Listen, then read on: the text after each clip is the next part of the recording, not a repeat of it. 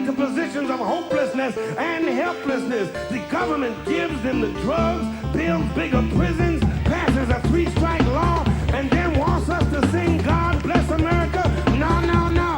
Not God Bless America. God damn America. That's in the Bible for killing innocent people. God damn America for treating us citizens as less than human. God damn America as long as she tries to act like she is God and she is supreme. Good morning, Sunday morning. Welcome to the podcast. That's how we introduce it now. It's Pod Damn America. I'll just try to stop the world from killing itself. It's a goth podcast that Nancy Pelosi and Donald Trump are goth, is what I'm saying. All right. Hi, I'm Jake. Alex is here. Hi, I'm the Dianne Feinstein of the left, Alex Patak. You lose your goddamn mind. Anders Lee, hello. Should have been there on a Sunday morning, Anders Lee here. That was like, it was like Soundgarden or some shit. It's Creed. Oh. Which is, I didn't realize it when I listened to it. A lot of people didn't, but that they were talking about going to church. That was what the song was about. Yeah, it's a Creed song on talking Sunday about a little morning. man named Jesus Christ. They had a song Well, like so about... many people were like, "Yeah, Creed, let's get fucked up," and Creed, which like it's a Christian rock band. No, where are you from? Wait, They're most what is the openly story? You Christian just band of found all out. time. They're very straightforward about this. They're always T-posing. Yeah. Well, Wait. yeah, I feel like a lot of people listen to them though, and we're not necessarily down with Jesus. That didn't, What did you... Well, I hope not. With... Is he talking about being Christ when he's like, our sacrifice? I think so. This is a whole nother episode. He also This says is a whole episode we're going to do. with arms wide open. That's him T-posing on the cross, right? Yeah, he thinks he's Jesus, which checks out with his recent activity. I think it's he's hugging his son, but you know who else had a son is God. Yeah. True. You know who else had He a died son? for our sins. The CIA had a little baby child, sort of, Defense Department thing in Mexico. It's not really their I'm son. waiting for you to remember the name. Yes. They have a secret Mexican son that a lot of people don't know about. Yeah, no, they have like an illegitimate child in Mexico that's Mexican, Yeah. named the FDS, which I forgot what it stands for. But we're going to talk about that today. We're going to talk about the Mexican deep state, the deep state, Mexican style, El Deepo Stato. Strap on your guitar because we're going down south. La guitarra. I'm doing Duolingo again. El autobús es en fuego. Los estudiantes son muerto. Muerte? I don't know. I'm from Texas. Fuck off. Okay. What is Duolingo's position on the murdered college students? That little owl is very right wing. It's disturbing. He's Really? He works for the CIA, obviously. CIA funded owl. Yeah. That is a great place for them to monitor, right? They can see who's learning a language. They can tell where they're going to go. If you're a radical, are you going to go south of the border? Are you going to go to, Kurdistan or something? You know what's funny about that? You say, like, in movies, you see these, like, Pete Buttigieg characters that are like, I worked for the deep state and I learned 19 languages in, like, a year or whatever, which is, like, not possible. And in reality... Well, actually, I don't know how true this is because I read it in like a Tim Weiner CIA book, and he's not a very good writer about the CIA, but he wrote a lot about it. And like one of the things that apparently happened in the CIA or the FBI leading up to like the war on terror was just like a drastic like what do you call it, scarcity of people who spoke the languages of the countries we're invading. Because it's not actually that easy to just learn Arabic or something overnight. So Who'd have thunk it? Yeah. So what you have is you only have to learn a few key phrases. Donde está las armas? Yeah. Get those ready. Where's the toilet? Stuff like that. Well, I'm pretty sure Kermit Roosevelt didn't know Arabic when he he got that coup in Iran. You know, they sent him over there. They literally just gave him an office in the U.S. embassy. We do a bonus episode about it, but he Oh yeah. was able to stage a coup. I guess there's one guy who knew English, and he talked to him, and that's how he did it. No, he had the Duolingo Also, app it's a open. universal language. He was running It around. was just a constant like fucking telegrams. It's like every translation. Yeah. What's the 1950s version of Google Translate? Telegram. Just up all times. A guy who's really bad at Arabic, who you say a word to, and he says like video recorder back to you or something. Yeah, before Google Translate, we had Raoul Translate. Yeah, or I guess just an old timey robot. It's just like Linguo from The Simpsons. Yeah. Remember Linguo? Yeah. Remember Lingo? Wow. Linguo. Well, All right. Well, let's introduce our that guest. kind of reminds me of this interview we just did. Yes.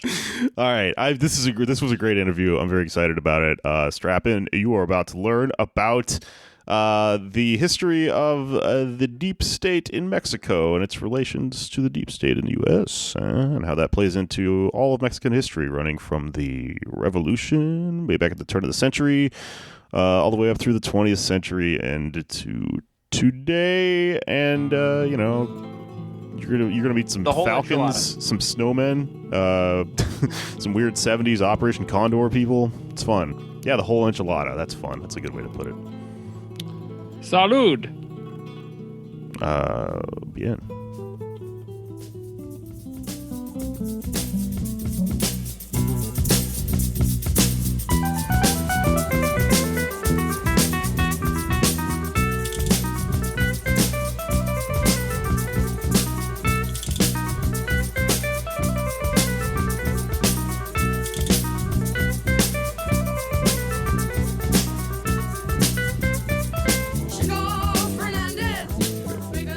Good. All right, we are now joined by a fellow clown of mine, Francisco Benavides, who we actually met before either of us was into clowning, right? And we discovered it sort of independently. But he is, of course, a trained clown and a trained puppeteer, right?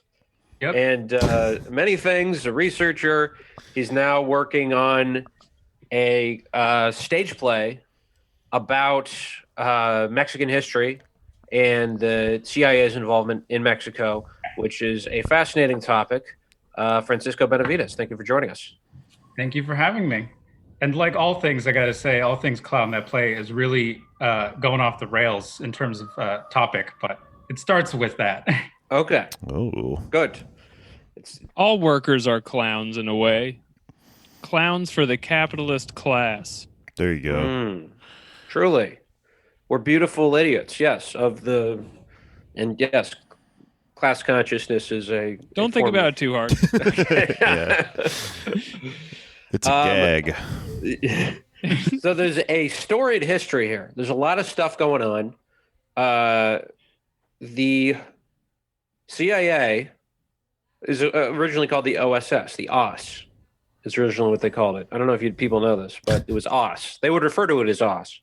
John Ossoff possibly was, an op. That's why he's named that. Yeah. But there's so many places to start with this. Well, why don't I guess we begin by asking what made you interested in this personally? What kind of sparked the fascination, the research project that you embarked upon in finding out about the USA and Mexico? It would be personal, I would say. My family didn't experience, they weren't armed guerrillas or anything, but most people of that era experienced some amount of interaction or hardship due to the authoritarian state of the country at that point. And there was secret police being very repressive, regardless of what you were doing. And both my parents had experiences with it that they're really hush about. So it started just wanting to know what happened and how we got to where we are today. I guess I'd add too. I grew up in the U.S. and they don't teach you Mexican history unless it's how much the U.S. has kicked ass in relation to Mexico. Right. Yeah. So it was this aspect of self-education of like, I mean, I feel very Mexican as well. And it was like, I got to read about this shit because it's fucking wild. Indeed, yeah. Well, I should mention too, I think I mentioned this to you, Jake is related to a Mexican revolutionary anarchist, right? From back in the day? Yeah, he rolled Flores with Magón, right? No, actually, it's confusing because my name's Flores, but my great-great-great-grandfather is named Juan Jose Arredondo, and he worked with the Flores Magón brothers, but different name. Took over Juarez for a day. Nice. Wow. Yeah. Just one of those wild coincidences like John Ossoff and the OSS. That can't be a coincidence, man. That's No, he's named Gotta be after something. it. His parents named him Named- after the OSS. They gave him a new last name. that as secret agents are wont to do. Yeah. They didn't maybe want to be he- affiliated with their baby. Maybe he swapped. Maybe someone in the OSS swapped your last name with the other guy. That's possible. But there's so many places to start. But like so many things, we love to talk about the 30s as leftists. That's a fascinating time, and one we wish we were still in America in many ways. Just politically, not necessarily economically. But Yeah, I'm not sure that's true in terms of the starving and dying right. and stuff. But the potential for revolutionary action, if you will. Sure. But that's kind of, Francisco, you were saying that's sort of where the beginnings of Mexican, authoritarian power that you were describing. That's sort of where it kicked off in a way with the foothold on power gained by a party that would soon be known as PRI. Yes. PRI. How did that go down? I should add it's just a very ironic name because it stands for the Revolutionary Institutional Party, which makes sense. I should add too, just super quick. America has been involved in Mexico from like the beginning. Before the revolution, it was with like the Porfiriato, and it was mainly based on America owning large amounts of Mexican capital and industry. After the revolution, it becomes more of a relationship of intelligence. That's the quick take I'd have. So after the revolution, I mean, it is concurrent with the Soviet revolution, although it had very different outcomes in a lot of ways. So concurrent, this was in the late 19-teens? Yeah, and it wrapped up later, but it was around the same time. And this is also after we went down there to get Pancho Villa, and there was some bad blood there, and yeah. And he was he was like the northern leader of a lot of like the revolutionary forces. Mm-hmm. But it was a lot. I would think it's a lot messier than the Russian Revolution, if that's even possible to say. It's a cool story, man. Everyone should read about it. It's fucking fun. Yeah, and I could get caught up in that, but it happens, and we're just gonna ignore. And the PRI takes power. The PRI takes power in 1929, and there's some pretty interesting stuff that happens early on because it's much more of a left party at that point still. Like it's nominally a left party. But they had a quite left president, Lázaro Cárdenas, who's super famous. They nationalized a lot of industry. A lot of the land reforms promised in the revolution were happening to some degree, but it ends up stalling pretty quick. And what happens is the PRI, quick take on the PRI, it's an authoritarian party. They call it like the one-party dictatorship because essentially each president at some point starts handing off the presidency to a selected successor. They pick them, they run for office, and they win. It just happens like that for 75 years. And it becomes increasingly authoritarian until it peaks in the, I would say, 60s, 70s, and then things change. But I would start with, that's the PRI in the 30s. In 1945, Alemán Valdés is the president at the time. He takes power, and seeing the changing relationship to the US and the world with the Cold War, he decides to create a new intelligence agency. Although it is both kind of like the CIA and the FBI and just secret police. It's a little bit different than American intelligence agencies, but it's called the DFS, Dirección Federal de Seguridad, the Directorate of Federal Security. And it has a storied history that I think is the most interesting for examining Mexico's relationship to the CIA, because from the beginning of the DFS, it is founded and with inspiration taken from the FBI and the CIA. And they have input from those agencies in its creation in terms of its mandate, its tactics, like in terms of what they're just going to be doing in general. Although the key difference is that the DFS is entirely involved with internal affairs, and it's entirely involved with doing surveillance on and repressing subversive actions, and particularly communist and socialist organizations in Mexico. So it's Can I kind of ask you a like the question? FBI. Yeah. Okay. Yeah. Do you think it has the same kind of mandate that the CIA has in the United States, where it's this unelected body of officials who essentially make their own policy designations? Or do you find them like, do you feel like the DFS is underneath the Mexican government, or that it is more like unilaterally along the other intelligence agencies in America? Well, I would say it is an extension. The case can be made that it is an extension of the CIA into Mexico, or the CIA by a different name. People make that case. Interesting. I think I haven't read enough to side on one side or the other, but there's strong evidence to say that, like, as we'll get to, the CIA through the DFS has the ear of multiple presidents, where they give security briefings to the Mexican president at certain times in their history. So, at that, I would say, to answer your question, I guess. Well, I forgot your question. I'm sorry. Is anybody in control of these people at any point? Is all I want to know. Yeah. Nominally, I mean, so the DFS is under the control of the Secretary of Gobernación. What would that be like? Secretario de Gobernación, Sego. It's a very powerful cabinet position. So they report to the Secretario de Gobernación, which reports to the president. But they also have direct communication with the president at various times through CIA contacts.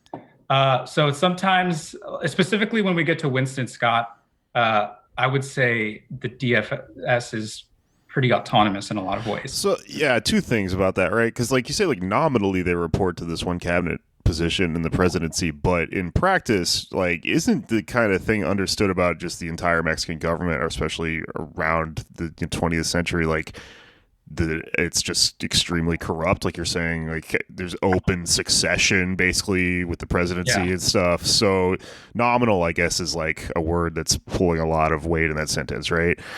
And then the other thing I was going to say, just to answer that, I guess not to answer that question, but to ask another question. So some people will tell you that the American deep state is kind of the seeds of it were based on like trying to catch up with the Russians, because the Russians obviously had all these like crazy code breaking skills and shit like that, and we were entering into a Cold War. But those two things kind of make sense because these are two superpowers that are beginning to compete with each other, and they have their little spider arms all over the country and are locked in this like global battle with each other. Mexico is not an imperialist state, really, so to have something like a deep state, it's going to function differently in the same way that the entire Mexican government functions differently, which is not, an expansive neoliberal project. It's just this thing that just has to like exist and operate in relation to the United States that it's directly under. Yeah. Is that maybe just another factor that's going to lead to this being a wildly out of control deep state operation?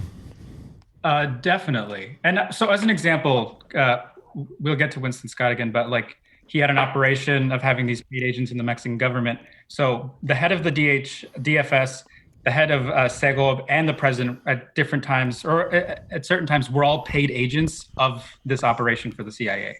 So like every level of this command is cooperating with the CIA. And they're getting paid by it. There's like interesting communications where people are like, you're paying them too much. And he's like, it's fine. Oh, okay. It's really Mexico. Yeah. Yeah. They're like, don't worry about it. I got it. Just leave me alone. Another interesting thing to consider is, so when the DFS is starting to do a lot of its work, I would say it's something I haven't read as much about, but it's probably dealing with the tail end of the diminishing conflicts after the Mexican Revolution, because the Mexican Revolution ends, but there are armed struggles happening, I mean, essentially to this day in the countryside, and they become part of the armed guerrilla movements. And a lot of what the federal police and these intelligence agencies were doing was trying to suppress them because they were often quite far left.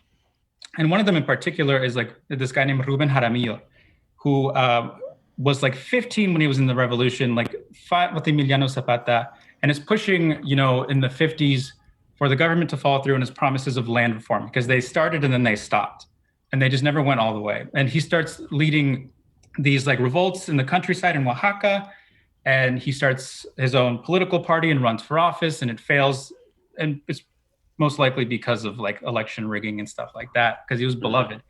But it kind of culminates in the 50s, in the 60s actually, but in the 50s they start actively taking repressive measures, and they just outright kill him in the 60s, like before what leads up to kind of like the 68 student protests. The other thing that happens is that there's these massive railway strikes in the late 50s. So like labor has like some amount of power in the country at that point, because it is still getting out of the revolution. And one of the things they do with these two labor leaders who lead the railway strike is that they imprison them and they throw them in this famous prison, because all these fucking countries have to have like a famous kind of aesthetically interesting prison or some shit. And they throw them in there, and the end of I think it was Gustavo Ordaz's president. Gustavo Fring? Sorry. No. So it's like pretty, like what happens in the 40s and 50s is pretty minor. It's like kind of dealing with these, like the messy stuff after the revolution and like essentially trying to suppress labor.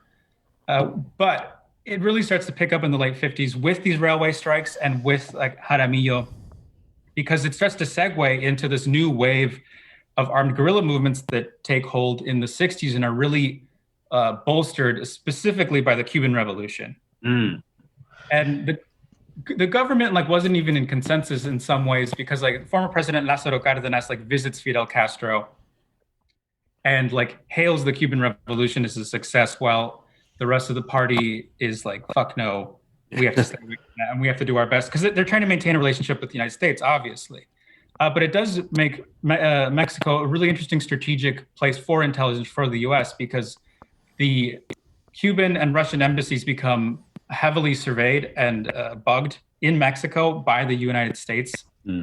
Often, like the people physically doing it are the DFS, but the United States is helping. Right, because we don't want a communist government like directly to our southern border. Yeah, and a bigger communist government directly to our southern border.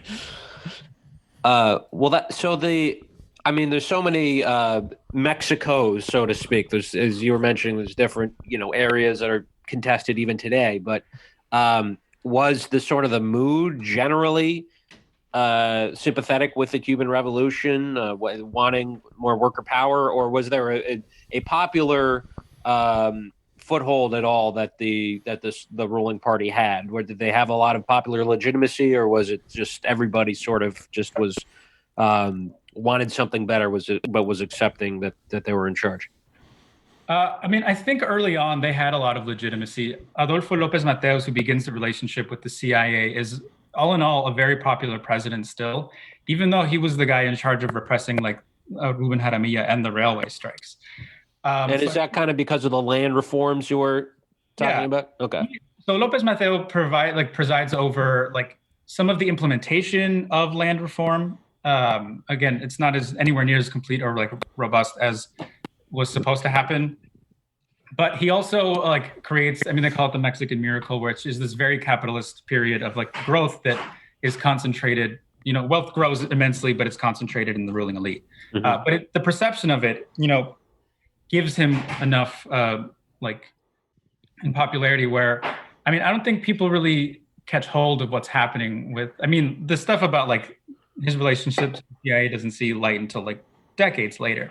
But at the time, like the PRI, I think, is still viewed as legitimate, and the country is growing. And because of that, I think there's a relative stability, and that changes in part because people begin to see the pattern of like how the PRI is maintaining power through electing successors. Because at this point, like in the 40s and 50s, it's still a relatively new party. And you could see it that like it's just beloved because it's the party that took hold after the revolution. But as it's continuing to maintain power and kind of shift ideologically, because I don't think the PRI has an ideology at this, like maybe early on it did, but at this point its ideology is the maintenance of power in the country. and whatever that entails is what they'll do. Essentially, it aligns with capitalism and later neoliberalism. But like the late 50s into the 60s is when there starts to be kind of more of an awareness of how authoritarian the country's growing because of things like the railway union strike repression, because of the killing of Ruben Jaramillo, who was like a beloved folk hero. And again, like he is himself a piece of legacy from the revolution, which people hold. I mean, people hold it in high regard, even though when they talk about it specifically, they also talk about how much of a mess it is and how ill implemented a lot of the intended reforms were. So when this happens and then the Cuban Revolution happens, it really like awakens this fervor of like, we can continue this revolution, we can push it further, we can end the authoritarian regime. And it starts to take hold like kind of in two different theaters of like, there's the way it takes hold in the rural communities and the way it takes hold in the universities. And especially with like 68, it has a lot more to do with the students. But in the 60s, like what happens is that there starts to be, there are teacher strikes where they're trying to negotiate, like teachers and students are trying to negotiate essentially like more democratic like direction over the universities, because they're very important for a lot of different things for the country that are, I mean, I think parallel to the United States, but in some ways different. But all these that's where you keep all your rowdy boys. Keep the rowdy, and they're pipelines to the more powerful positions in government. At least some of these universities are, and there's not as many as the United States. So there's like 2 or 3 where it's like if you're a student here and you're part of these student organizations, more than likely you'll be ending up in government with these powerful positions. So they're like the universities are part of the pipeline, like the pre-pipeline, the university to pre-pipeline. Let's call it pipeline. Pipeline. Ooh. And how you say skull and bones in Spanish? Yeah, they're doing a bunch of that shit. They're doing skull and bones rituals, except the skull and bones has like cool paint on it, like a calavera, but it's the same shit. Yeah, they're crazier. They're jacking off on a beautifully decorated Geronimo skull. Yeah, like imagine if like Skull and Bones had a rival secret society, but they actually would engage in like armed conflict on campus, because that happened in Mexico in various universities. And that's when I talked to my dad, because he was living in Guadalajara when there was a communist student group that formed, and these like local government sponsored university students were given military rifles to open fire and essentially try to exterminate these like revolutionary student groups. Like it's, it goes all the way down to the universities, and they become very important for that reason.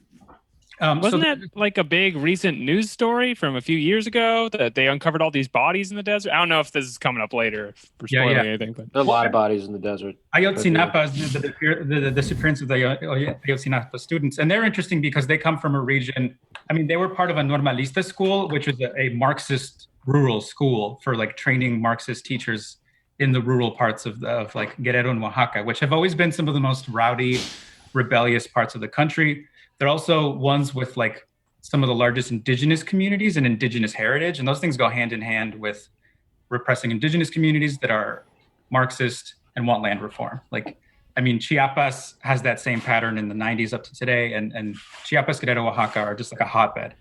Wasn't the story for that they had like the mayor paid the cartels to get rid of them or something? Yes. And I mean, in that pattern, I think the interesting thing is that pattern starts in the 60s with CIA. Well, it starts in the 70s, actually, but it starts like with the relationship of the CIA and the DFS to the burgeoning cartels, like specifically the Guadalajara cartel. And I haven't seen it, but apparently Narcos Mexico actually covers some of this period. Ooh, interesting. So maybe watch that. I'm watching and I'm learning. It's about Caro Quintero, who was like the godfather of the Mexican drug cartels. And he had a very intimate relationship with the DFS and some say the CIA. I mean, definitely. I can't tell you. I don't have enough. Like, I haven't done enough reading to give you like the receipts. But sure, fucking come on. Right. They started the sport of college student shooting. Well, I wonder if they'll make they made Narcos Mexico. I wonder if they'll make an Animal House Mexico about the different college, armed frats and. Belushi should. getting shot by the government and stuff. That'll be fun to watch. Yeah. Get your pitch ready, Hollywood. Like a frat starts running guns to fund their Right. parties and things get out of hand. Reboots are in right now, you guys. This could be some real money coming in. Revenge of the Nerds featuring Pool Cutter. But like His name's leading Moco. up to 68, El Moco. He's like a gangster. Pluto. There are these these inter student organization conflicts, but I believe the military, right, is also invading certain campuses. Isn't that happening in the lead up to 68? So yeah, I mean, even before that, there's like waves of different kinds of protests and strikes involving universities. And then like in 68, the first major stuff that starts happening is first there's like two different, one of these like inter-student group conflicts that is broken up by like Mexican military, and they severely injure and potentially kill a few students. And then the first protest is about the involvement of those granaderos in that conflict. And it starts to escalate slowly, where even before Tlatelolco, there's something called, there's something called El Bazucazo, which I fucking love the way we make like cute names for shit. But this is a terrible event. El Bazucazo is students are occupying one of the other big universities of Mexico City, Instituto Politécnico Nacional, IPN. Is what I'll call it from now on. And so they're occupying it, and the military just starts opening fire on these students. And they start fleeing or like kind of barricading themselves. And this university has this like ornate wooden door. There's like one of these huge old wooden doors because it's an old building. And the military shoots a bazooka round at it and like destroys it. And it becomes this kind of emblem of like the military starting to get involved in the university politics. And there's always this idea in Mexico that the universities are supposed to be autonomous and have like a lot of autonomy from the government, which is a lie. But some of them are named like Autonomous U, right? The most famous one, UNAM, is the Universidad Autónoma de Mexico. Huh. Wait, so when you say emblem, there's like, you could watch like Mexican Saturday Night Live and they'll be referencing the bazooka blowing up the door. I wouldn't say people are talking about this. It's that well known. I mean, I guess I don't know because I don't live there right now. But it's certainly when talking about this history, like that is the first big image that people start talking about is El Bazucazo and like the doors of San Ildefonso. But it's kind of a niche topic, so I think like among people who are talking about the topic, that'll come up. I gotcha. Okay. But this leads to protests, and like UNAM has a big one where the rector of the school leads a protest that grows to about 50,000 people in Mexico City. And the thing is with these like growing protests is the government is trying to discredit them by saying that they're led by communists, they're led by Cubans, by Soviets, they're led by outside agitators, but they don't represent the people of Mexico. So they have this. I've never heard that before, huh? I know, right? It's fucking like outside agitator shit. So what they do is to one, show like their organizing capabilities, and two, to like show that they're nonviolent. These students after like Rector Barrios is his name, leads that protest. He ends up like chatting with the president and he kind of caves to the president's demand to like try help quell these students. But they form something called El Consejo Nacional de Huelga, the National Strike Committee, and it's like 70 different universities that form this essentially democratic government to organize protests and strikes in the country. And they start organizing like down to the street level. I mean, we can maybe talk about that another day, but their organizing is really interesting and how they do it at the time. Because like it also forms kind of the basis for how the later armed guerrilla groups are organized when they come out of the universities. But the point being that there's the CNH leads this massive thing called the Silent March on September 13th. A lot of the other stuff like the bazooka stuff happened in June or July. By September, we're at the Silent March where it's again like thousands of people are marching silently through Mexico City and arrive at the Zócalo, like the main public square, without like making a sound or causing any kind of trouble. And it really sends this message of like, we're organized. We are not being led by outside agitators. Like this is a movement led by students and Mexicans. And we're organized. We're silent. You won't even know we're here. Which, I mean, it is kind of an amazing feat, especially like at the time. Babies are sleeping. There's like silent, there's well, and there was stuff happening before then too, where they're like lighting buses on fire and shit. So like there was a lot of noise. Yeah. You gotta light a bus on fire every once in a while to get a point across. You got to. There's El a way to do that autobús without es making en any fuego. noise. Yeah. Like people, sometimes they say. And so, what year is this? This is September of 1968. This is like Okay. in the months leading up to Tlatelolco. There's already stuff. Right. And so, to set kind of the context for 1968, this is, of course, we all, many people, of course, know that the Olympics that year was in Mexico City. And we remember the imagery of John Carlos and another athlete holding the Black Power fist. Roasted that guy. Fred Thompson. Yeah. John Carlos and other man. Shit, that's bad of me. I'm just I'm just not fucking around. Like it happens. John Carlos and his friend, who's his Cool friend. guys. in his sidekick. Tommy Smith. All right. Yeah. I'm There we go. watching you Google this live. This is really something. I'll get a bit like nitty gritty with dates, and I'll make one correction. And the Bazucazo happens in July. In August, like the rector, let's say the principal of UNAM leads a protest. The National Strike Council forms, and then in September is the Silent March, and 13th, and then on the 24th is when the first violent like occupation of a university happens, where the military literally starts opening fire and occupying university grounds, and that's the IPN.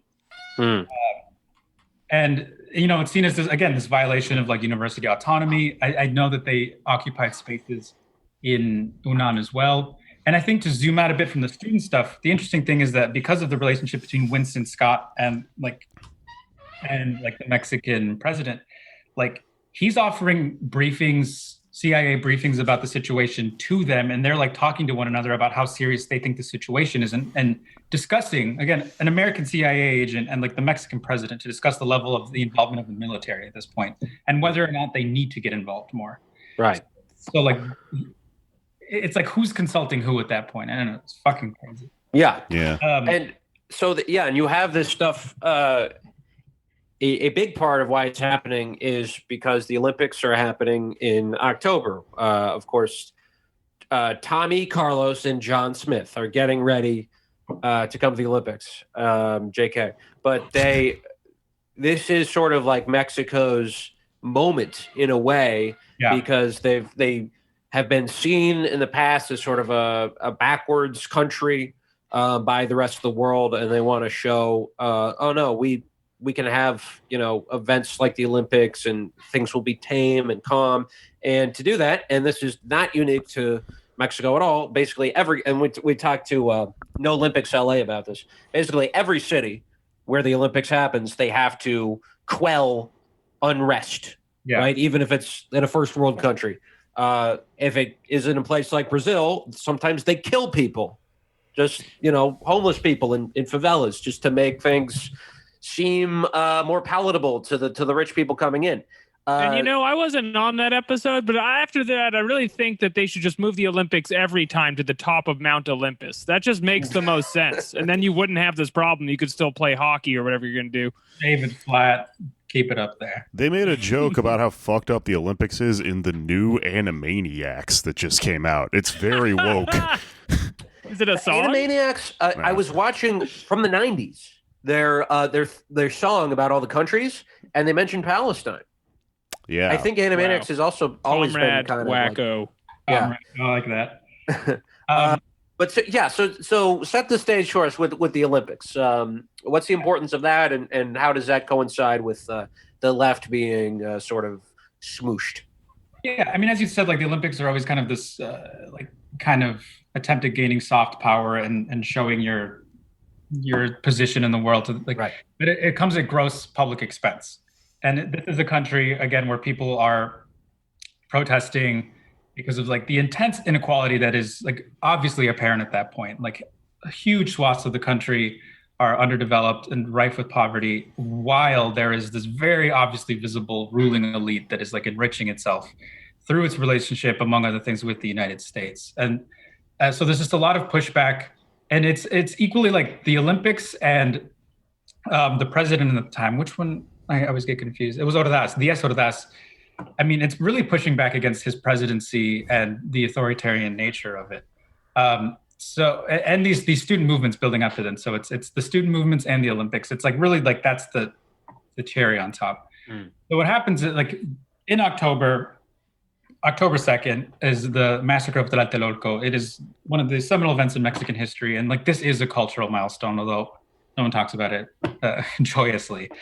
But it's, you know, people have written books about it. And like, it's just like in the common, the communal, the collective unconscious of the fucking country.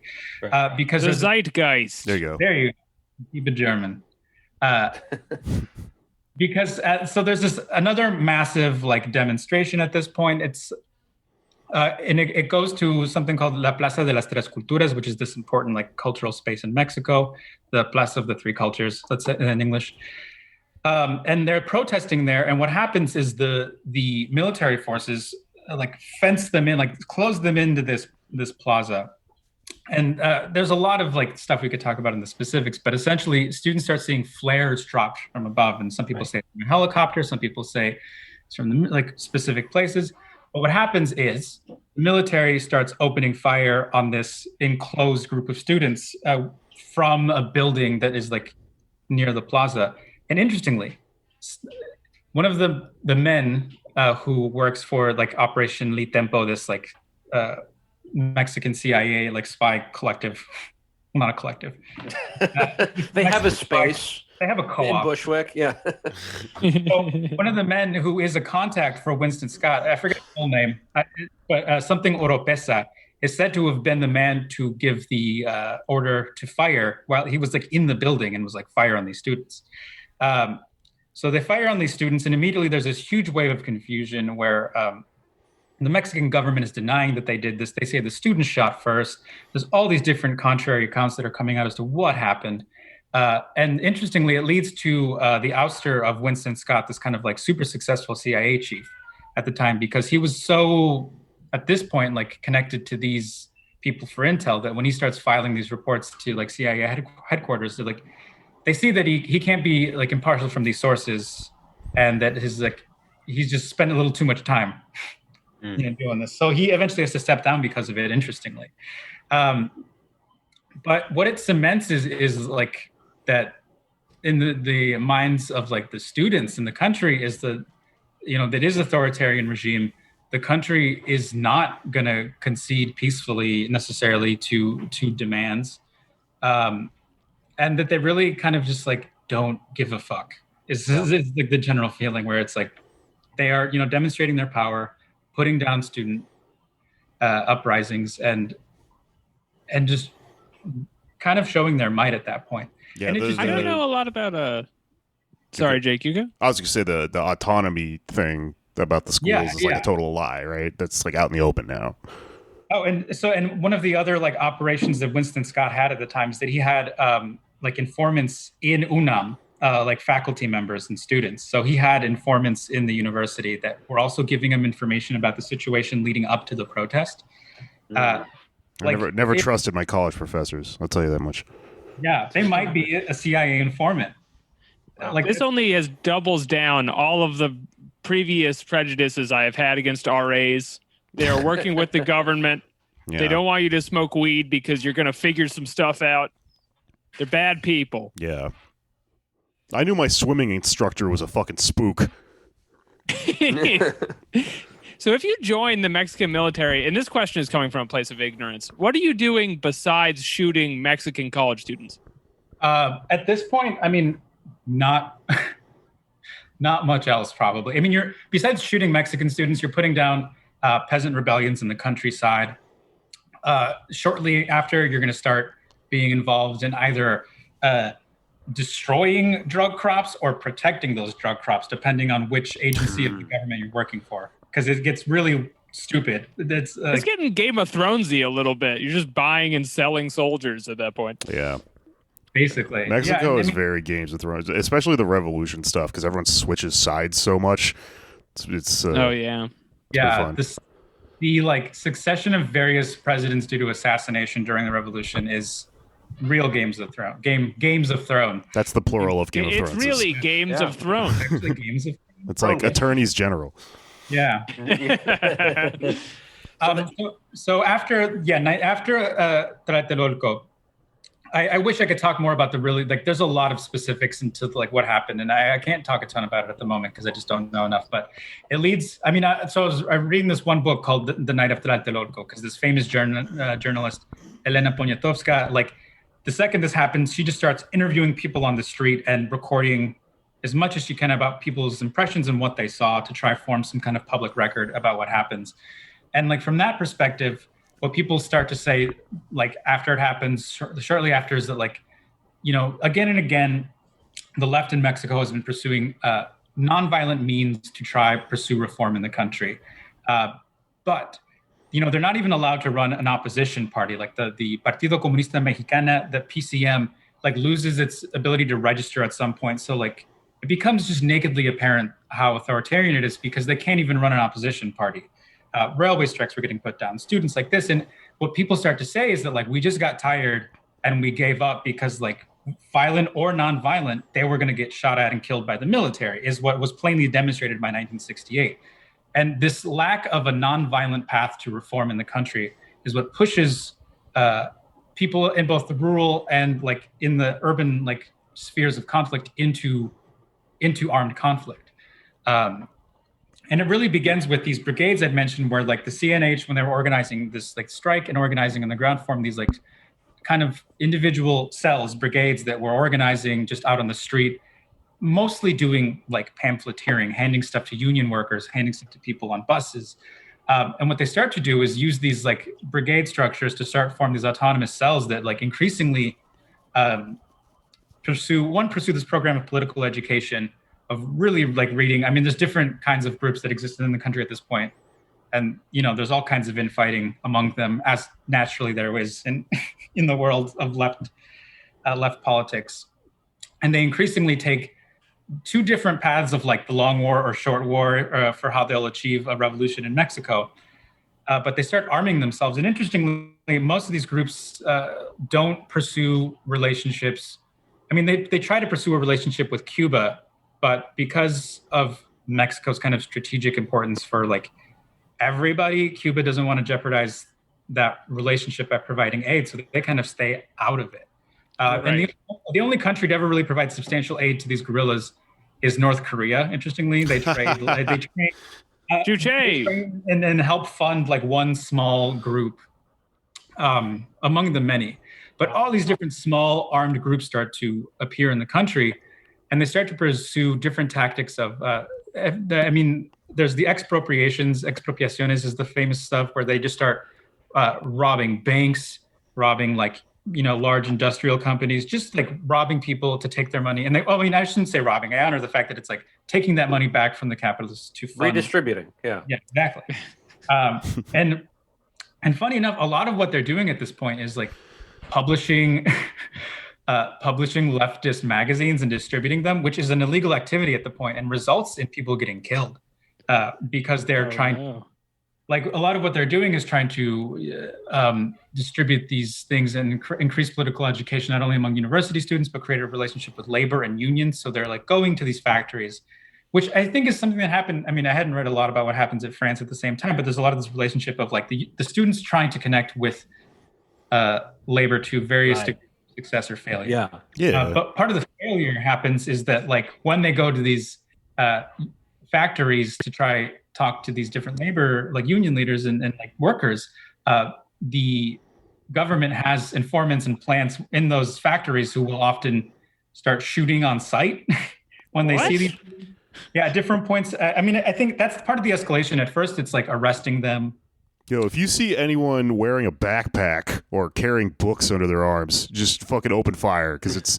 Yeah, I have read at least one account of a student, or not wasn't a student, it was someone who was I think they were working at the factory at that point for the purpose of trying to distribute like propaganda. And when like these agents saw them, they just started opening fire. So like it's pretty aggressive. I want to make a movie about this. Did you work for? if you work for like a mill, you're just allowed to murder then? Like there's no rules for you anymore?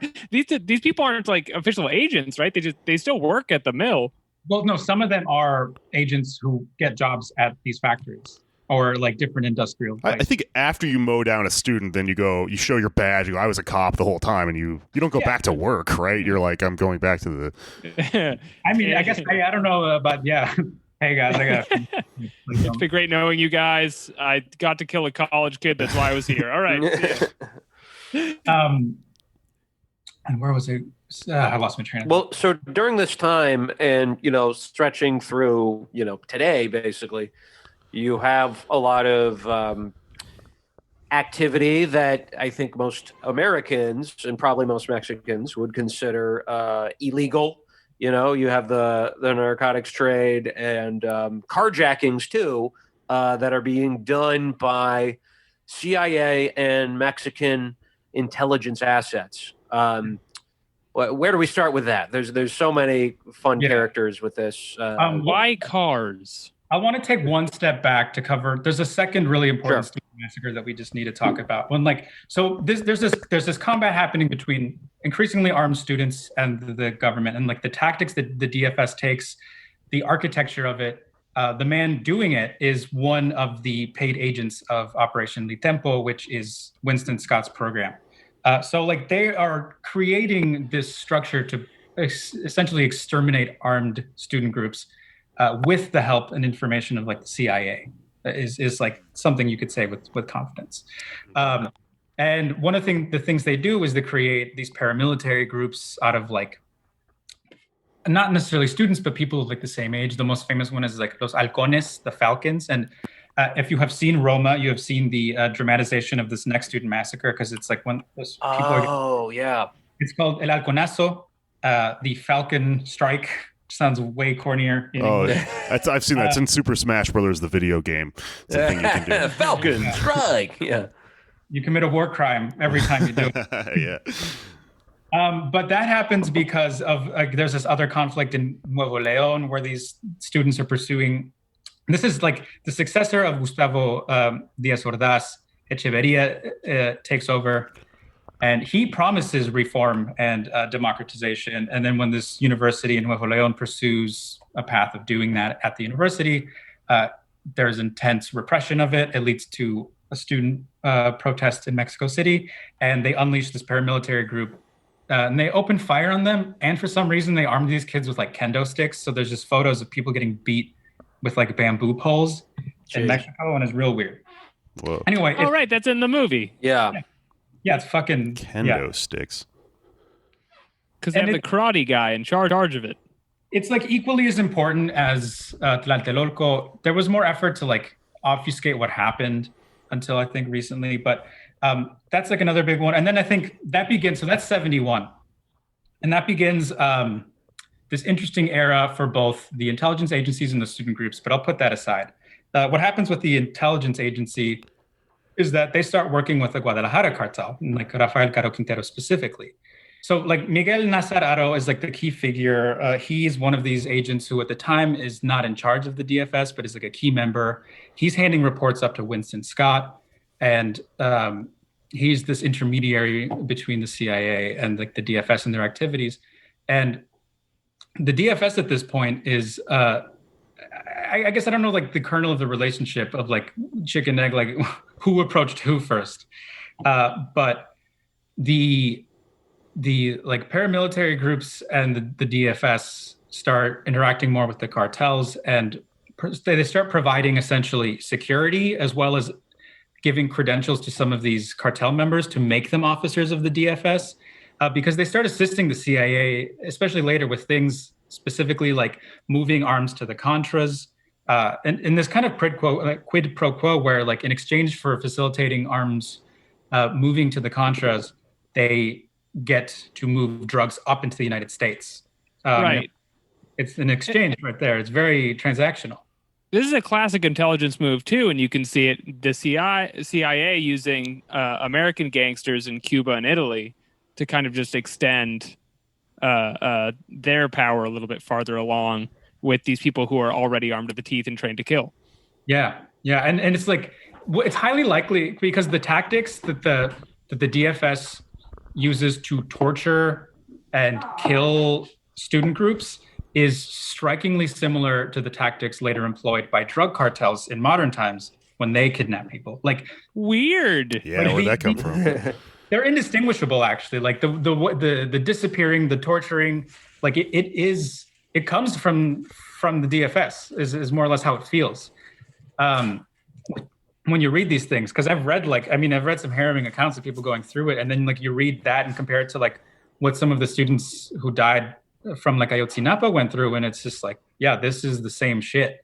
I mean, now it's like viewed through a different lens, but that relationship really starts in like the mid to late 70s with the CIA, the DFS, and the cartels. And really this is a tangent, but people are always coming down on cartels as like, look at the way they torture people. They're barbarians. When actually it's a refined torture system the government gave them. Yeah. It'd be funny if the cartels are also doing all the wacky early CIA stuff. Like they have like, bats with lasers on their heads and shit. And like the shark just flipping bombs. each other acid. Yeah. I just want to say, it's like a lighthearted break. Going back to the 50s, supposedly there's a Mexican spy on behalf of the CIA who steals a Russian satellite, and they talk about they break it down. I mean, and this isn't like completely confirmed. There's like differing accounts, but he lives in Austin now. What? He claimed, yeah, he was expelled for the country. Like he was declared a traitor for some other reason. But this man claims that he stole the Russian satellite when it was like touring through Mexico, and that they broke it down, packed it into suitcases, and then like in suitcases dropped it off at the American embassy. Oh, that's so funny. Accounts differ a little from like how like once it was in the US they said it was in one piece and stuff. There's different things, but I really loved the like it's a body. They chopped it up. Yeah. It was in one piece again after we put it back together from all the suitcases. Yeah. That was a Lego project at the American embassy. They opened the briefcase. Well, it's Russian, so it's made out of Tetris blocks. Yeah. Anders. Well, interestingly, at that point, the U.S. didn't know anything about the Russian space program and was like looking for like the American space program was like improved from the knowledge of that stolen satellite. Oh, I'm sure. Yeah, like it really kickstarted our push for the space race, and it's specifically cited when people talk about that stolen satellite. Who's the guy in Austin? I wonder if I know him. What is it? I wrote it down. Let me look it up real quick. His name's like Eduardo something Silvetti. Oh my God. I gotta find He it. goes on stage as Rowdy Billy Ray. Maybe you've seen him. He does like impressions of Homer Simpson and stuff. I used to live there, and it's it's not that big of a place. I bet I can find him. Maybe you met him. Maybe I can get him on the show. Yeah, that'd be cool. So yeah, the late 70s and all throughout the 80s is like a very difficult and sad time, I would say, for like all of Latin America, because of the U.S. and the dirty wars. Yeah. Operation Condor had kicked in, right? And like, what's that? Oh, yeah, Operation Condor had kicked in. Right. And you got, we just passed the 39th anniversary of the El Mozote massacre in El Salvador, where, just a few months after Reagan gets in, he ramps up aid to the Salvadoran government and the military, and they kill a bunch of people. They kill kids, and until recently, and a lot of this goes for Mexico too. This stuff has just not been challenged legally. Like the people who committed these massacres have been free, and it's only recently in El Salvador that they began a court case. And it's already been going on for like 4 years, and they depend on the U.S. giving over intelligence and documents about who trained these people, why they did it, etc. Not to skip forward, but like that's one of the things that people expected from AMLO is like to go back and revisit 1968 and sort of get justice for the people who were killed and in other killings too. Has he delivered on that front, or are we still kind of waiting for him? In some ways, I think it's too big of a job for just him to do. But interestingly, AMLO has a DFS file because they were surveying him, and he was a target. So he's very anti-intelligence, and he swore that they'd never surveil anyone in the country again. Who knows how true that is? But that's cool. He opened up the DFS became defunct in 1985. It transitions into another security agency that has a lot of holdovers from the DFS. So it's just kind of like it's got its own spotty history. But what's the new one called? CEN, I forgot what it all means, but it's CISCN. They had this large archive because they became defunct, and now there's another one. But what AMLO did was declassified essentially all of the CEN archives so that anyone who was researching could read them. Which, I mean, it'd be roughly equivalent again to if a president declassified all of the CIA or FBI's files and was here from a certain period, and just was here you go, read all of it. And I think that is a huge important move. And even before AMLO, Vicente Fox did create a kind of show special special prosecution called was it FEMOS, where they had this committee that was reviewing stuff and trying to give some publicity to everything that happened. But they did indict a few, Miguel Nazararo, the real linchpin character. And then they just dropped it 2 years later. So nothing important in terms of reconciling what happened ever really came out of that. Let's circle back to Nazararo. Yeah, so he begins his career in the DFS in 1966. He has talked a lot, or he's dead now, but he said that he had an amazing relationship with Winston Scott. Essentially, some say he was groomed by Winston Scott's lieutenant George Monroe, who was ex FBI. At that point CIA, and that he was groomed specifically to be embedded in the DFS but work as part of the CIA. And he was also a paid CIA operative. So he was, even though they're kind of combined, he was also technically part of each organization in different capacities. He's a horrifying figure. He is a name that appears when you read a lot of the testimonials of torture from the 70s, because he was one of the people torturing people with a horrifying amount of relish, apparently. And again, with tactics that he learned from the CIA, most likely, and passed on, that were passed on to the cartels at some point. That is how we judge torturers, is how much relishing you do. Yeah, I don't want to jump ahead, but he tortured the Falcon and the Snowman. That's fucked up. Yeah. How do you torture a snowman? You hold a cigarette lighter up to him and see if he starts melting? I've got your nose. I'm going to eat it. Is there eating his carrot nose? What happens in that? We'll get to that eventually. Those are CIA code names. I just think it's very funny that there's code names, the Falcon and the Snowman. Jumping ahead, so he starts leading, I guess the big stuff, he starts leading this car ring we talked about, where they would steal cars. They would, DFS agents would go as far north as San Francisco and as far east as what was it, Texas, I think, and just San Antonio, steal luxury cars, essentially to use as for bribes and different kinds of activities. I want to point something out about this because I read a little bit about this before the show.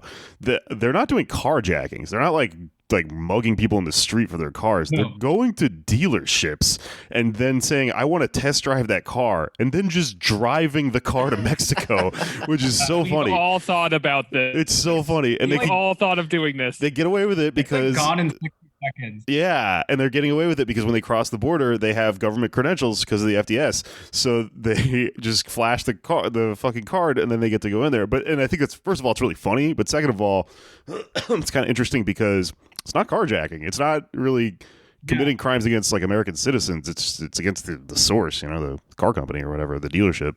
Yeah. Yeah, and eventually, cars start being stolen from the U.S. and some start coming back in loaded with weapons or drugs, or those cars are often again used to transport stuff further south, and as bribes and that kind of thing. And the interesting thing is that at this point, the DEA and the FBI start pursuing Nazararo, but he has such immunity from it because anytime they pursue too hard, they hit a roadblock, and there's a CIA agent who's he's an asset, don't fuck with him. And at some point it reaches he is, I think, indicted, and then he just flees the country and nothing happens. But there's an interesting chapter where a U.S. attorney like accidentally outs him as like Lee Tempo 12, which is his code name in like the operation. And Reagan fires the guy for outing like a CIA asset who was also like a notorious criminal, head of a Mexican intelligence agency. And the fact that like his name had that much power really speaks to a lot. And like he achieves this position where, because he has so much, he's such an intermediary for all these groups. They talk a lot about like how he could gray mail people, because he could just he always had something on someone at this point, and that really perpetuated his like reign as a key figure. Yeah, that seemed to be like a key defense sort of, not tactic, but just like a tool that would be potentially in his arsenal. Could you explain a little bit what gray mailing is in this sense? It's not blackmail. I mean, yeah, it's more like it's like a kind blackmailing. It's more like just threatening to like talk to what to different agencies. I mean, it seems like it's like blackmail, but maybe it's not as public, or it's just like, okay, well, I have this relationship. Yeah. So it's just blackmail then. Okay, yeah. he just seemed like he was in this unique position where he's the nexus of this drug running thing and these relationships with cartels and the CIA, and no one could really fuck with him because he's like, I will tell the other person that I'm doing fucked up shit with that I'm doing this fucked up shit with you, and then I'll tell you about them, and then the whole thing will get fucked up. So everyone leave me alone or something. We're all going to be told on. I love that Reagan fired a guy over this, because that guy had a hole the size of a golf ball in his brain the entire time he was in office. And for someone to even explain this, they probably like drove him a stolen car for him to even like wrap his mind around it. Are you telling me he tortured the snowman? We've got to get him. There's this other interesting. Go ahead. Go ahead. I was done. Well, I was just so Reagan is, a very important figure, of course, in this history, because there is, as we mentioned, this clandestine sort of operations happening in Mexico. That they're just okay with the carjacking. And also in Nicaragua, you have the Contras being funded by the drug trade, by cocaine coming into the United States, which is, it's just something that like people know is happening, right? I think a lot of people figured it was happening intuitively, but the mainstream media in the U.S. especially has just this vested interest in denying it, deny. And, in the 80s when it was happening, they're like, oh, that's a kooky conspiracy theory. I'm reading a book about this now, but 10 years later, in 96, Gary Webb breaks this story where he gets information about the cocaine trade. And they're like, oh, this is a huge revelation that people are kind of freaked out for a second. They don't know what to do when the story breaks. And then slowly but surely, or not so slowly really, they just launch a smear campaign against this guy. He ends up killing himself in 2004, but but in 98, the CIA releases an internal reports, and they admit to it.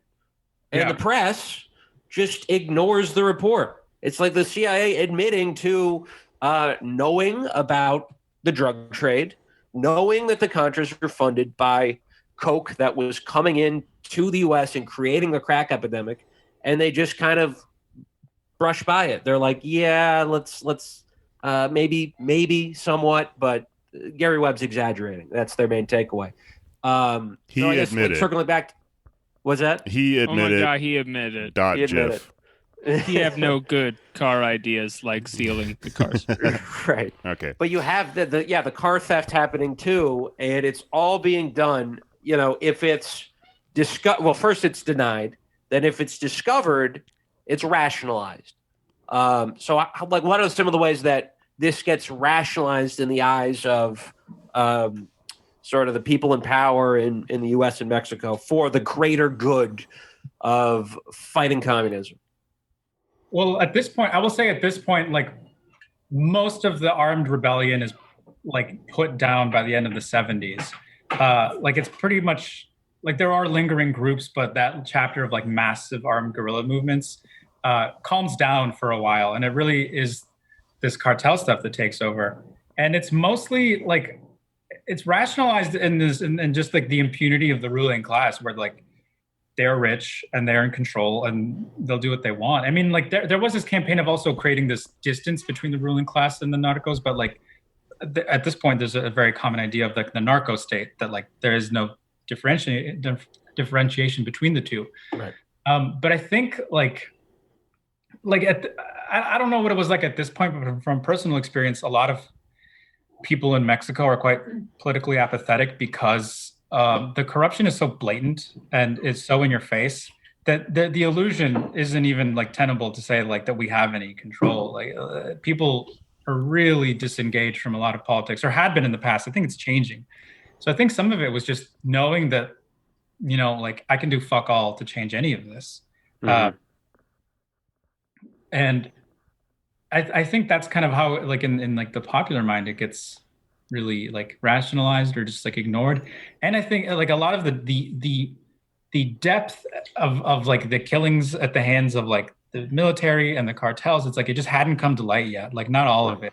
Like even again, like with Ayotzinapa, people started digging up these huge pits. And the thing is, like, there are decades of pits full of dead people all over the country, and no one knows where they belong. And it's just like they've been quiet secrets, you know. I guess the other important thing to mention is that like Pemex plays a huge role in that. Like Mexican oil was nationalized after the revolution, and they become like Pemex becomes really important for the U.S. as well, because a lot of oil moves up into the United States. And because of its corruption, it also helps facilitate the movement of drugs into the U.S. at certain points.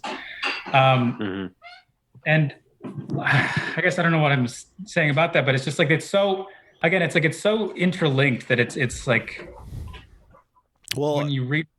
That's like I think Andrew's probably asked a pretty complicated question, because I mean you could ask the same question about, you know, what the fuck happened to that same area of thought in this country over, you know, that over those last few decades of the 19th or the 20th century, and like answer is this weird complicated end of history shit that you see culminating in like AMLO, you know, where like finally something happens to where people are kind of like, because like a lot of people in Mexico said that, like, you know, first of all, AMLO ran a bunch of times, right? And then also like everyone knows all this shit is happening, everything knows everyone's corrupt, but there's this like you know, this stasis that everything enters into where everyone just gets kind of cynical or whatever. And that's like largely true in this country too. Maybe a byproduct of history more than even the specific place and time we're talking about. Well, I mean, I guess what I'm getting at, and this is, you know, just from reading this book, which is focused on like the Washington press corps, is that in the 80s, there was this really big push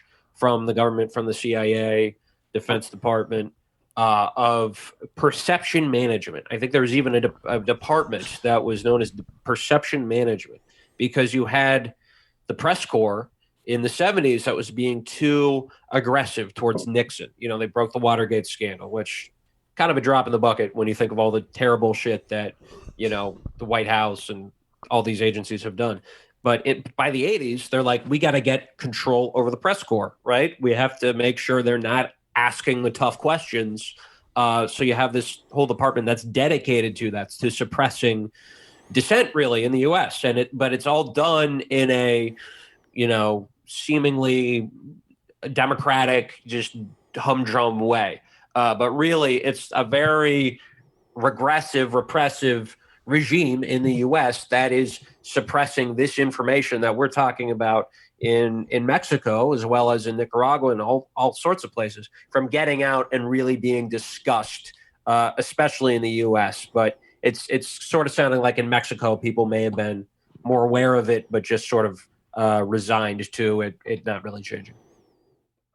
I would say, yeah. And, you know, that's something, I guess, I think that's part of it. I don't think it's the whole story. The other thing is that, like, so Mexico has a history at this point, and like a really high murder rate for journalists, like one of the highest in the world.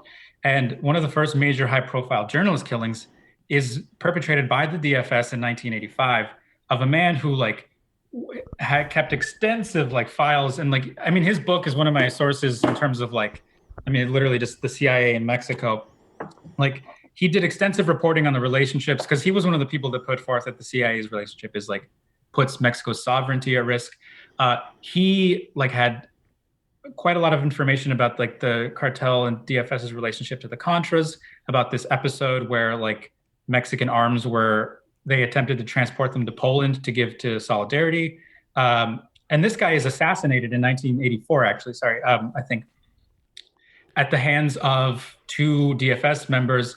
And they raid his office, this is important, and take all of his files, and they haven't appeared since, obviously. And this pattern, like even before him, they were like, they, I think, attempted to firebomb one of like the papers he worked for. And after that, like journalists die all the time in Mexico, and it's a dangerous profession for that reason, where it's just like, if you report on this, like more or less people know what's going on, but once you start providing specific details and lobbing around accusations, like your life is at risk. And I'm just imagining them torturing the Bumblebee guy when he's like the news announcer in The Simpsons. Yeah. Cutting off fingers and shit. And I think, I mean, honestly, that's like been one of the most effective tools is like, you know, it's intimidating to fight the establishment in Mexico. And it is like, your life is on the line if you're a journalist. And then like, there's a lot of amazing reporters who, in spite of that, have published and kept publishing. A lot of them have died. Some of them are still alive, but their lives are perpetually at risk. And in an environment like that, like it's just hard to want to push.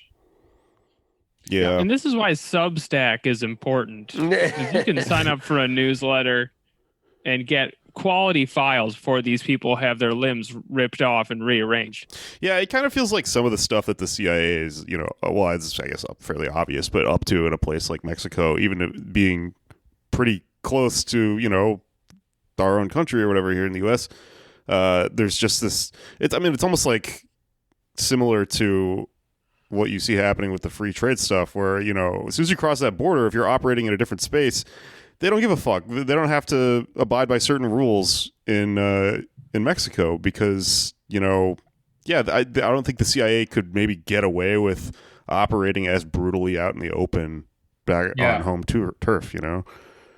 And then like it's important to highlight that in like more current times, Obama and Calderon signed a cooperation agreement that basically gave the CIA like explicit free reign in the country. I don't know what the status of that is right now, but like it was to fight the drug war. But this like it was like some kind of you know, joint agreement, like intelligence agreement. And that's part of why at least the intelligence community was pissed when Trump was, like calling Mexican rapists, and they got offended because they were like ending that relationship, which is weirdly a good thing. That like, good result of like him ruining that relationship, because like American intelligence is just so, intelligence and military has had maybe such access to Mexico that again it's like state sovereignty at some points becomes like an iffy thing at a certain level. So this was finally circled back to the purpose of this podcast, which is supporting the decisions of President Trump. We have to stop the steal. Pardon Snowden. But so I'm just trying to stop the world from killing itself. He tweeted that last night in the middle of the night. It was awesome. Oh my god! I like how he's beginning his tweets now with so. Yeah, he's completely losing his mind. It's fucking incredible. He's tweeting in the second person. He keeps going like, "So you found yourself, losing an election even though you won it. What do you do?" or whatever. Yeah. It's fucking crazy. You might ask how I got here. Yeah. And then just I have like a hard out in like 20 minutes. Yeah, we should wrap up. We're pretty close to where we should be. Yeah. But what should we sort of close on with the? I guess I'll talk about like, so the DFS, this storied organization, ends in like 1985. And this is important because they torture and kill an American DEA agent. And that is what the first episode of Narcos Mexico is about. And importantly, differing accounts say that there was CIA in the room, or that they specifically were torturing an American DEA agent, which is like fucking weird and crazy that the CIA is torturing a DEA agent in Mexico on their behalf for like drug running. And it's just like, shows just the confusing, bewildering nature and power of like the CIA, and just how like, I don't know, it's something like it's just another world. But I guess one of the things I'd say to end on is like, Mexico is a narco state. Those cartels, more than a few of the founding members of some of those came out of the DFS. A lot of their methods are similar to like the training that the DFS had in terms of how to torture.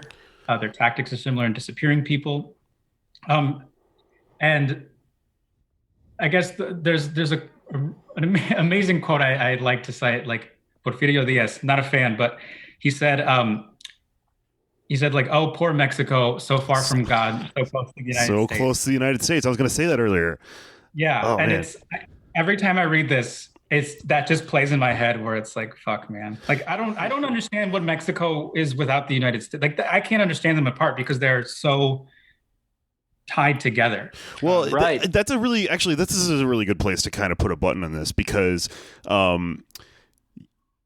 think to really understand the history of the Mexican government, you have to understand it in relation to the United States, which is why that's such a great quote from Porfirio Diaz, because even with drawing a line from this modern weird deep state shit and the cartels and stuff all the way back to the revolution, I think it illuminates some things that contradict some conventional wisdom that people might have about, like, for example, the big drug cartels down there, right? There is kind of this weird xenophobic, just cloudy image of, like, these drug cartels in Mexico. They're 10 times scarier than they are anywhere else in the world and stuff, and they, must just be pirates. They must just have come from...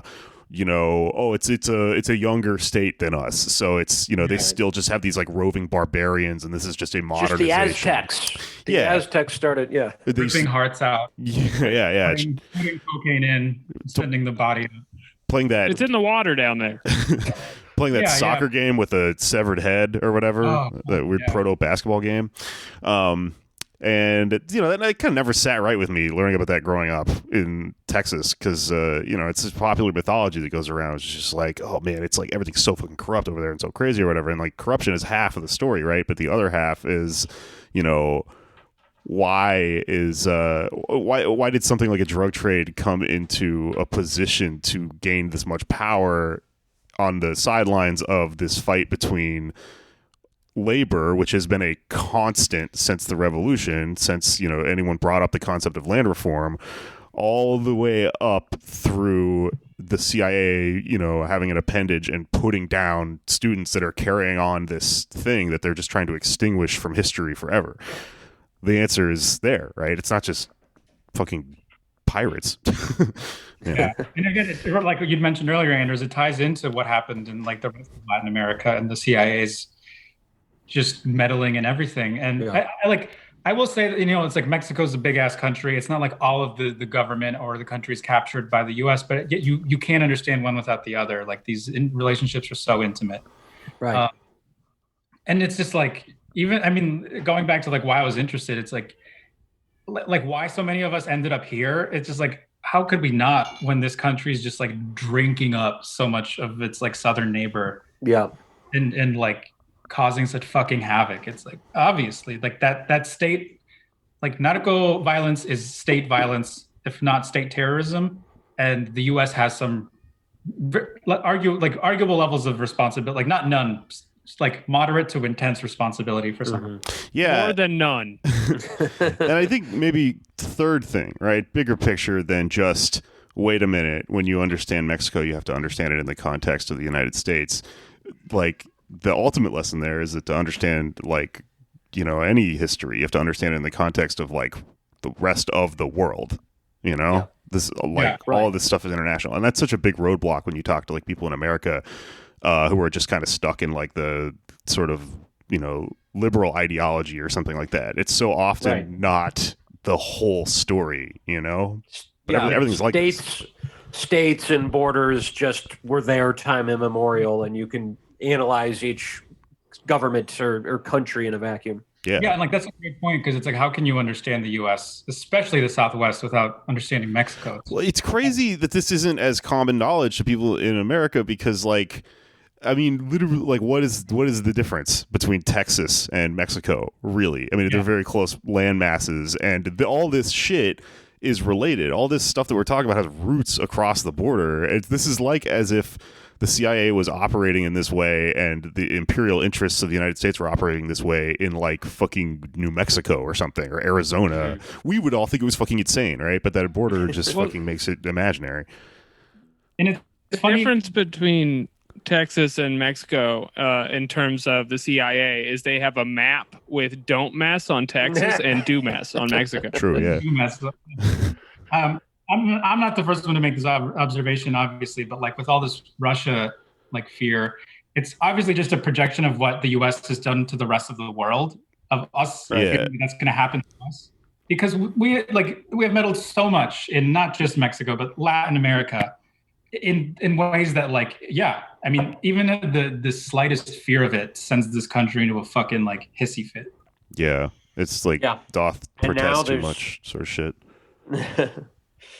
And now we're out of excuses, right? The Soviet Union is gone, and people largely accept that the killing, destroying the drug trade could easily be done by legalizing drugs. I think that's pretty much a popular opinion now around the world even. So, like, yeah, they're out of excuses, and it is important that people learn this history so, we can do something about the impact it's had on the present. Yeah. We want to probably go ahead and round out here. All right. Yeah. Well, in summation, All from God, so close to the United States. so far from God, so close to the United States. God, that's such a good quote. I think about it all the time. I know. Well, I mean, thanks for having me on. There's there's so much we didn't talk about in so many niche episodes, like the Oswald stuff and the Falcon and the Snowman and yeah, it's a history. It's just here's the thing, you can Google most of this and there's plenty in English, maybe not as much as in Spanish, but like it is accessible if you're interested and you can find out about it. And it's, once you read it is like a holy shit moment. What I was going to say is when we were talking about the Falcon and the Snowman, if you want to learn about that story, this sort of interesting, it could have been like an action movie. Well, it was a fucking movie. This story about these two people getting tortured by the Mexican government and then like thrown over the border to the CIA. There's a Sean Penn film from like the 80s about it. I haven't seen it. What's it How called? available is information in English on these topics? There are at least 2 movies and probably more. Yeah, the Falcon and the Snowman.